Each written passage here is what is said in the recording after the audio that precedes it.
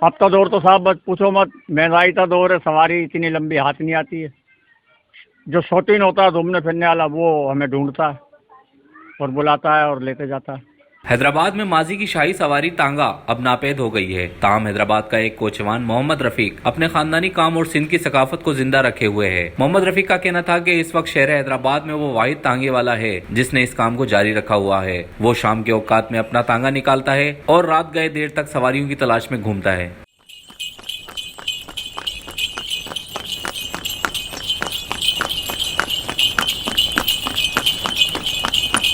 मेरा नाम मोहम्मद रफ़ीक है। मैं टाना ये चलाता हूँ, फुलेली मार्केट फतीरतापेड़। मेरा दादा भी बाप भी सब ये चलाते हुए आ रहे हैं। अब 2 ही टाने हैदराबाद शहर में है, वो मेरे ही चलते हैं बस। मगरिब पे टाइम जोड़ता हूँ, 2-3 बजे बंद करता हूँ। मेरा गुजारा हो जाता है। घूमने वाली सवारी मिल जाती है, लेडीज़ भी मिल जाती है। स्टेशन भी चले जाता हूँ, मार्केट भी चले जाता हूँ, लतियाबाद भी चले जाता हूँ। शहर हैदराबाद में जहाँ सवारी बोलती है घुमा भी देता हूँ।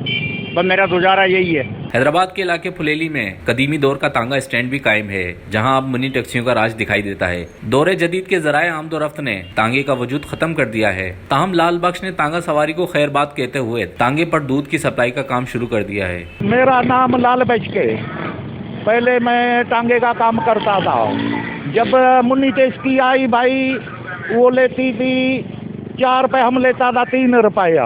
वो पहले 20 साल पहले की बात हो रही है यार, समझ गया।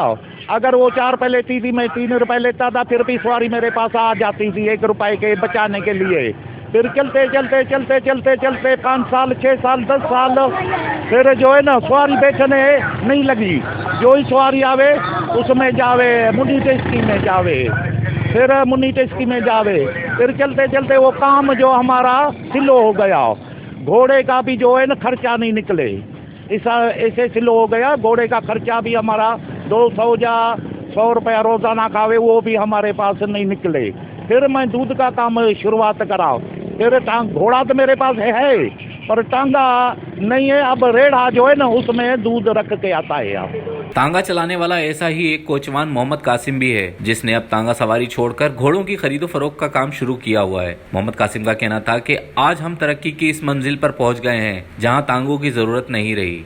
नाम मेरा मोहम्मद कासिम है। बचपन से ही तांगा चलाया, 10-11 साल की उम्र से कम 25 साल तांगा चलाया है।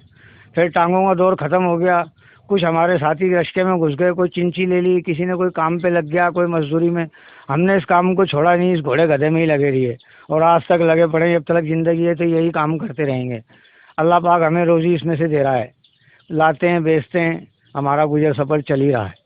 तांगा वो सवारी है जिसे कदीमी दौर में शाही सवारी माना जाता था। तांगे की खुसूसियात ही इसकी जवाल का सबब बनी, क्योंकि दौरे जदीद में हर किसी को मंजिल पर पहुंचने की जल्दी होती है। ताहम बढ़ती हुई आबादी और गाड़ियों की भीड़ ने तांगों को बहुत पीछे छोड़ दिया है। रेहान गनी, पासबान न्यूज, हैदराबाद।